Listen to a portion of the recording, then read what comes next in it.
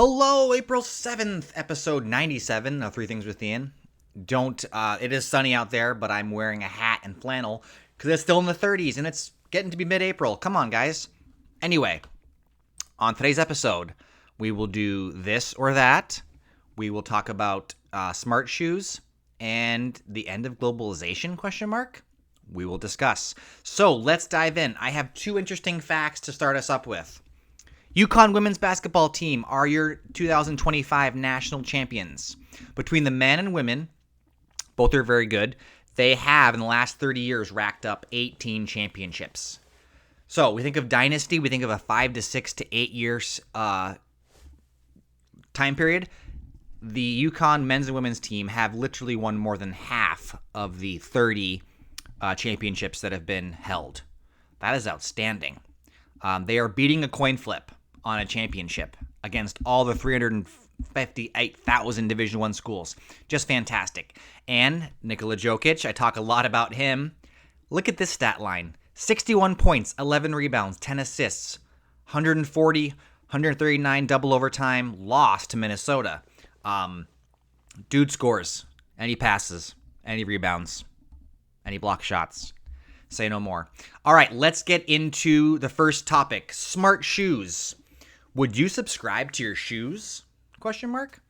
It may sound crazy at first, but the wearable market is exploding. Runners are already spending a ton of money on wearables, and 44% of all Americans already own a fitness tracking tech. I'm showing you my Garmin watch right here. Tech like Whoop, they're charging $30 a month for their fitness tracker and absolutely crushing it. They're not alone though. Oura Ring, they found their sweet spot with the hybrid model. You buy the ring for about $6, not much. You buy the ring up front and then pay just $6 for the membership. They've achieved an 88% user retention after 12 months.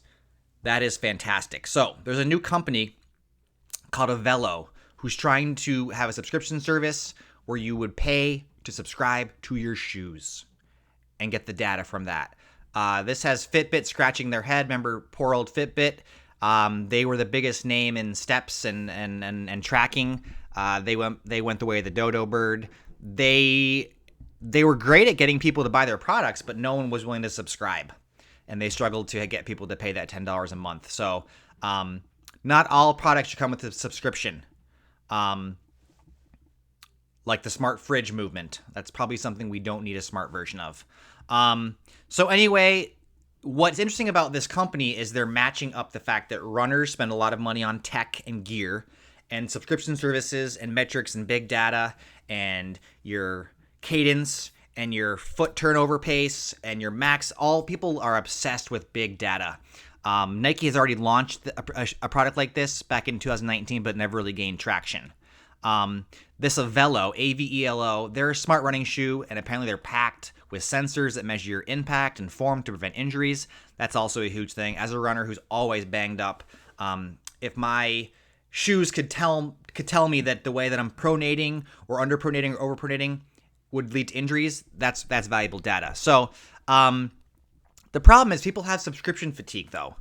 They're very wary of signing up for another subscription. Transitioning runners from a straightforward shoe purchase to an ongoing subscription service demands a compelling, continually reinforced value proposition. I'm not sure it's going to happen. What I do know about subscriptions and about the ones that succeed, they generally have 4 basic principles. A product that screams ongoing value, right? If you're paying month over month over month, you want continuous products and you want innovation. Consumer behavior that actually fits a subscription, not just forcing it. So right now we're buying the high fancy running shoes. The Garmin, we're getting data, but it's from our movement, not our shoes specifically. So is it forcing it? Is it going to give us something new? Hard to say. Pricing that doesn't make your eyes pop out of your skull, right? The 6 to 10 is that sweet spot. Anything above $10, people are leery.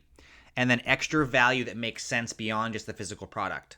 So Velo has to not only sell us a shoe, but they have to also sell us on the fact that this shoe is going to cost us money month over month.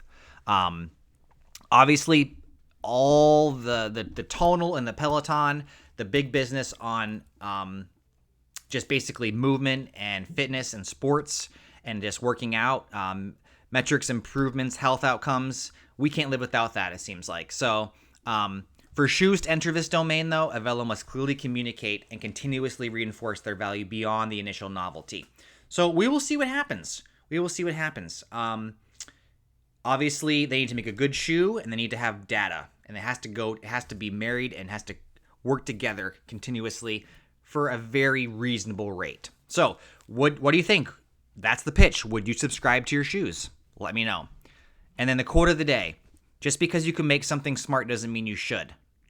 I hope it's not like the smart refrigerator where you put smarts into something that was actually fine being dumb. I like that. Okay. The second story, globalization is over. At least the version we knew. So you don't have to be reading all the headlines that are out there right now to know that we seem to be, with these tariffs and all these other things like that, we're kind of unraveling the global trade hegemony that has been lasting for the last 80 years. So globalization was the buzzword, really up until like 6 months ago. It meant countries were becoming more economically, politically, and culturally interdependent, right? So products made in China were readily available here and vice versa, right? That seems to be, with the introduction of trade tensions and tariffs, stock markets are sliding. It's time to maybe zoom out and look at the larger picture. So back in the day, I say day, but really up until nowadays, and it's still happening, is that, globalization meant that countries were more interdependent, trade flowed more freely, McDonald's was in Moscow, factories moved to China. After a few decades, this led to a more flattened, homogenized world, and trade boomed. However, that model seems to be sinking. So here's some stats that will be interesting to you. According to the World Bank and OECD, global trade rose from just 25% of global GDP in the 70s to over 60% in 2008, yet has remained flat and actually shrunken 1 percentage point to 59% as of 2023. The long upward trend that defined the early globalization era has seemingly stalled. Full-blown worldwide trade war. It's hard to imagine global trade as a share of GDP going anywhere but down, unfortunately. So, obviously, global trade is not disappearing overnight. I could go online and I could purchase a number of products from other countries. I would get them in literally a few days still. There's complex supply chains. We are still very interdependent on each other. It's just that Western brands may have to rethink their expansion tactics going forward. So we shall see. It's one of those things where it really wasn't a huge thing until it was a huge thing. So obviously, stocks, trade, money, they don't like uncertainty. We seem to be in a world very much uncertain. There seems to be a adversarial relationship between us and China that seems to be quite overblown. It seems like back in the day, I had a stat here. As recently as 2017, roughly an equal number of people in the United States considered China an ally and an enemy. Now only 12% considered China an ally, down sharply, obviously, from that high point. Even as we write this, the fate of one of the most important, air quotes, apps, TikTok, hangs in the balance over very much concerns over security and the influence of the Chinese technological environment on Americans. So I don't know. This is just a topic that I've gotten kind of into a little bit. We shall see. I certainly am pro globalization. I think that we're in a situation now where we're just adding percentages on tariffs just because we can, and it's kind of hurting everybody. But is this the end of globalization? What is the next 6 months? What is the next 2 years? What's it going to bring? I do not know. Only time will tell. We will end with a much lighter topic. We will end with my not inaugural, I've done it a few times. I just rebranded it. This or that. Hot dog or hamburger. We will have an empirical discussion centering on three central tenets. Health perspective, bear with me, toppings, flavor, and my fourth wild card, the ceiling. Okay, so neither food is healthy, but with burgers, you can make them slightly healthier. Not many folks prepare hot dogs at home, so you kind of get what you buy. Whereas with sodium, preservatives, nitrates, they're loaded. For the most part, pork hot dogs contain more fat than protein. Even the healthier varieties of hot dogs have more fat. Hamburgers are inherently they can be very fatty, but you can still get them leaner. And so even though hamburgers do contain fat, you can purchase lean ground beef. There's also a consideration for when you grill and cook these things. On the grill, hamburgers, you're releasing a lot of that fat that drips into the fire, making them leaner. Hot dogs are wrapped in a casing. Not as much fat gets cooked out. The fat stays inside. Hamburgers, apparently this article states, I don't disagree that you can eat them without a bun, but you can do the same thing with hot dogs. So if we're going for less fat for dollars, I do give the nod to hamburgers. Toppings is where I think you really separate these things together. Say the Chicago dog, where it's very toppings heavy, and I very much enjoy Chicago dog. Burgers, I think, offer a lot more options for tasty toppings. So you got bacon, lettuce, tomato, onions, cheese, right? The sky's the limit. I like a solid stacked burger. You could do so many things with a burger. Hot dog, sure. I think that for me, mustard, ketchup, relish, and I'm already getting mustard and usually ketchup on a burger. So the only upside is I do appreciate that relish. So for me, toppings, I give the nod to burgers again. So 2-0 goes to burgers. And it's kind of a runaway because flavor, hot dogs are known for their savory, often slightly salty and smoky flavor. They have a good satisfying snap when bitten into. They can be enjoyed with a variety of toppings and condiments. I would say burgers have a richer, more substantial flavor. The taste of the ground beef being the star. They're juicy, tender, and I do think that the bun is basically a toss-up. So in terms of the actual hamburger patty versus hot dog, for flavor, I still think hamburgers are better.